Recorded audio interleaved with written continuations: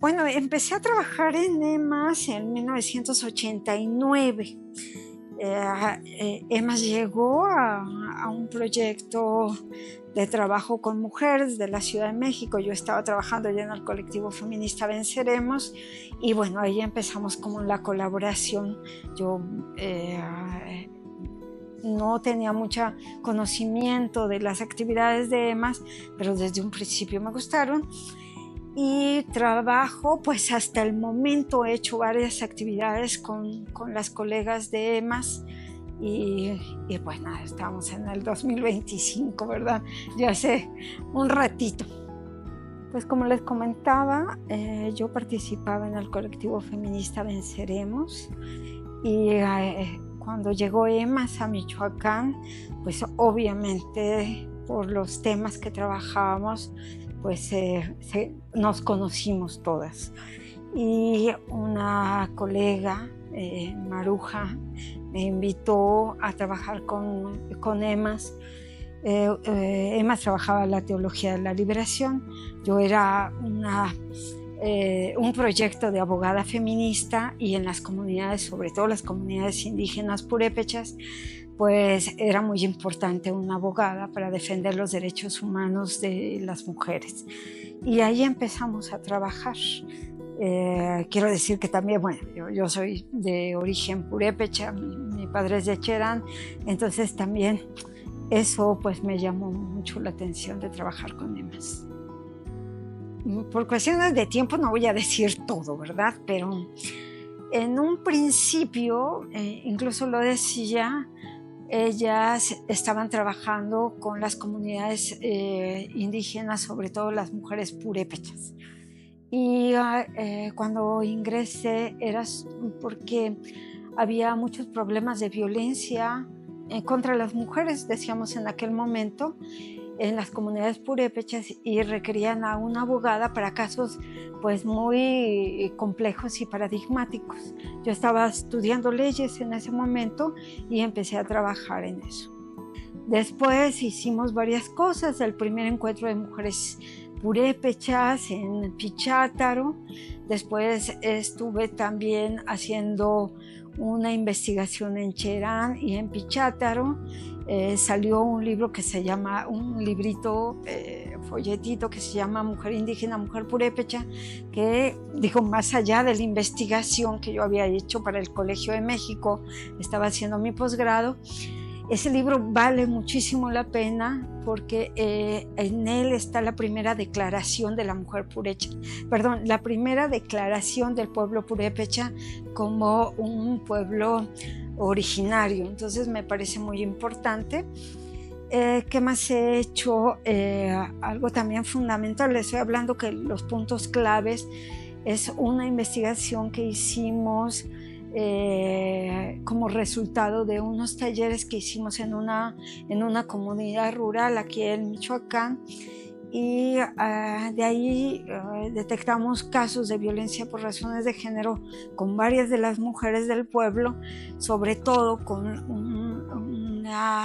una familia, un abuso sexual incestuoso. Entonces estuvimos trabajando con las niñas, con EMAS, y yo como académica, digamos, en ese momento empecé a recopilar algunas información empírica y esto fue mi tesis de doctorado que afortunadamente el INAH reconoció y lo hizo un libro. En ese libro me parece importante decir que lo que reconozco más allá de la parte teórica y todo que pudimos analizar, reconozco la importancia de los grupos feministas para trabajar el tema de violencia, sobre todo violencia sexual en comunidades rurales y en comunidades indígenas y bueno, eso yo creo que es uno de los trabajos más importantes. Lo otro es dar acompañamiento al equipo de Mujeres en Acción Solidaria, pues en lo que me solicitan, desde una charla en algún diplomado, alguna conferencia, alguna aportación, no máxima, pero sí mínima. Y yo creo que lo más importante es, yo vivo en la Ciudad de México ahorita y desde hace ya más de 30 y tantos años, y es llegar a Morelia, llegar a Michoacán incluso, y reconocerme pues como parte del equipo, y reconocer a mis amigas, reconocer a mis colegas, reconocerme en las problemáticas sociales de las mujeres en Michoacán, un estado también súper complejo, súper complicado, y bueno, eso creo que es lo más importante, ¿no? Saber que tienes un referente en esta ciudad, aparte de la familia que también está por acá. Ay, pues quiero decir, como en algún momento le comenté a mi gran amiga querida Maruja, ¿no? Le dije, ustedes no saben, pero a mí EMAS me cambió la vida, ¿no? Me cambió la vida porque a pesar de que yo ya era feminista, yo ya militaba en el colectivo feminista, habíamos tenido talleres, habíamos reconocido varios grupos feministas, teníamos un programa de radio en la Universidad Michoacana de San Nicolás de Hidalgo y bueno, hacíamos muchas cosas, ¿no? De índole a favor de los derechos o en la búsqueda por los derechos de las mujeres. Cuando EMAS me llama, yo me reconozco una mujer, digo, blanquecida o blanqueada por la sociedad. No me reconocía indígena todavía, porque mi abuela, purépecha de Cherán, había sacado a mi familia, a mi padre, a sus hermanos de Cherán, porque ella no quería que se reconocieran indígenas, porque decía que iban a sufrir mucho. Entonces no se hablaba en mi familia de eso, y cuando yo conocí a EMAS, cuando empecé a ir a las comunidades Cherán, Pichátaro, Nahuatl, ¿no? Empecé a reconocerme como parte de un pueblo originario del que ahora, digo, me reconozco muy bien y con mucho orgullo, la verdad, ¿no? Y eso es cambiarte la vida desde las entrañas. Después, en la Facultad de Leyes, obvio, además era música, también estudié música en el conservatorio, pues son carreras súper elitistas, el tema de la clase ahí para nada, ¿no? Entonces, cuando empecé también a trabajar desde la educación popular con mujeres y el tema del empobrecimiento de nuestras comunidades, sobre todo rurales indígenas, pues es también tener otra visión del mundo y bueno, eso también creo que me lo cambió EMAS.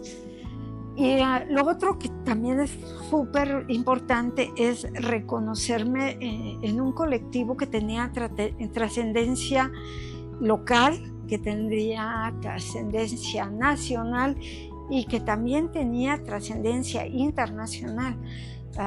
Yo por EMAS estuve en algunos encuentros internacionales en la red de mujeres que tiene que ver con mujeres rurales y bueno, eso también fue súper importante.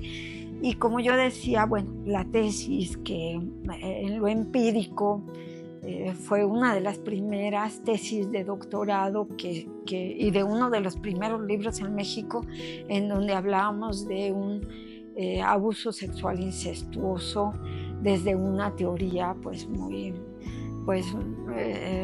digamos muy novedosa, que era como la teoría de la complejidad y los estudios feministas.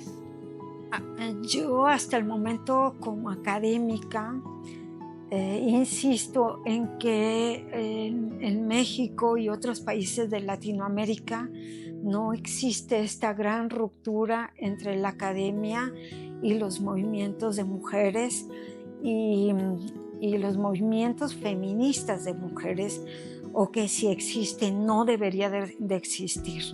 Yo estoy en contra rotundamente del feminismo solamente académico y creo que yo seguiría proponiéndole a EMAS que, a pesar de luego estas fricciones que tenemos entre la academia y el activismo, sigamos manteniendo este diálogo. Estoy yo en la maestría y el doctorado en estudios feministas, los primeros en México, y me parece que para las estudiantes nombrarme feminista, nombrarme activista feminista es muy importante, porque tienen como esta visión de otra manera de ser humana y libre, como diría Rosario Castellanos, dentro del feminismo. Yo le propondría a EMAS que nunca lo dejara. A partir de EMAS yo tengo un contacto muy importante con las comunidades indígenas, sobre todo, obvio, con las comunidades purépechas, pero también nahuas, otomíes, ¿no? Pero las purépechas, de hecho, ahorita acabo de estar en la Universidad Intercultural Indígena de Michoacán, de la cual, digo, orgullosamente soy fundadora, y me parece que EMAS hizo un trabajo muy fuerte en el sentido de darme la oportunidad de pensar otros mundos y otras cosmovisiones. Yo a EMAS les recomendaría que esa parte no la dejara, no la dejara. Hay veces las organizaciones internacionales de cooperación académica, de cooperación financiera, nos piden otras cosas que son económicamente más rentables a veces, y le diría, EMAS, por favor, no lo hagas, ¿no? Le pediría a EMAS que siguiera trabajando con jóvenes, que también eso ha sido muy importante. A partir de algunos seminarios o conferencias que yo he tenido en EMAS, me encuentro y reencuentro con las jóvenes, y cuando me llaman y me dicen, oye, Lupita, yo te conocí con EMAS, me encantaría, y eso también me da mucho gusto, con jóvenes también indígenas, purépechas, y creo que yo le recomendaría a EMAS pues que no dejara también esa parte del trabajo del feminismo indígena, comunitario, con jóvenes. Y bueno, tengo muchas, pero voy a decir no todas.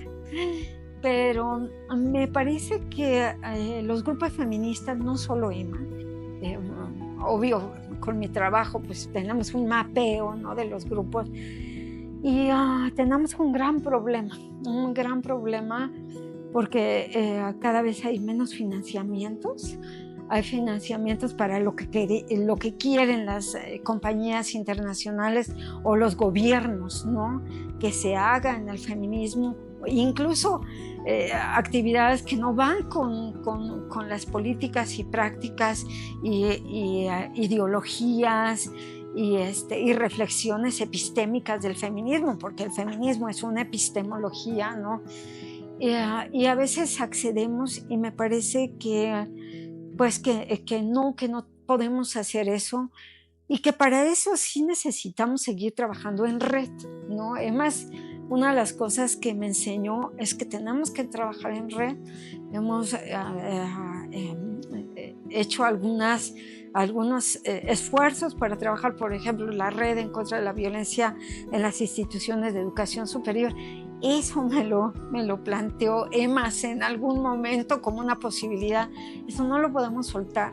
No podemos estar trabajando en los grupos de mujeres, 2, 3 mujeres. Tenemos que integrar a más mujeres, ¿no? Y porque si no va a morir el feminismo, me parece, comunitario, el feminismo de calle, digamos. En ese sentido, el activismo, o sea, tampoco lo podemos dejar, ir a las marchas, los mítines, ser contestatarias, ser las incómodas. Yo digo, a mí me encanta ya, antes me parecía muy, muy fuerte, ¿no?, en mi persona, y ahora me planto y digo, yo soy la incómoda en la UAM, soy la incómoda en la intercultural, soy la incómoda en donde sea.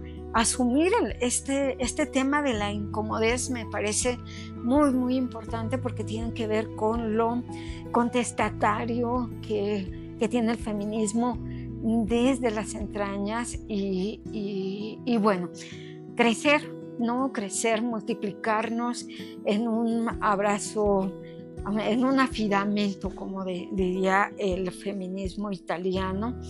Y ya no, tenemos un súper reto, ¿no? Todas, ya no quedarnos en lo local, sino bifurcadamente, ¿no? Creo que trabajar desde lo local a lo internacional, etcétera, pero también desde lo internacional a lo local y tener este diálogo, ¿no? Este diálogo de saberes que son propiamente de las mujeres. Me parece que sí tenemos, y ya con esto terminaría esto, que integrar en este diálogo polifónico, en esta polifonía de voces, a otros actores sociales, como son los movimientos sociales por la madre tierra, ¿no? Por la ecología, los movimientos sociales por no sé, sobre todo la igualdad económica del mundo en contra de las grandes compañías internacionales, pero también los movimientos sociales de la diversidad sexual que están exigiendo que se les reconozca, ¿no? Y ahí espero que sí haya como una posibilidad, y hay muchos ejemplos que los hay entre el movimiento feminista y otro movimiento que es el de la diversidad sexual, el movimiento queer, el movimiento trans, que pues se gestó desde este vientre que es el feminismo, y reconocernos en la lucha con el movimiento indígena, con el movimiento afro, me parece que es algo súper rico del feminismo. ¿Qué les digo yo a mis estudiantas de la UAM, de la maestría y el doctorado? Yo estoy convencida que el movimiento social más importante en este mundo, en el planeta, es el movimiento feminista. Es un espacio donde entre mujeres somos libres, buscamos otro tipo de humanidad y nos amamos.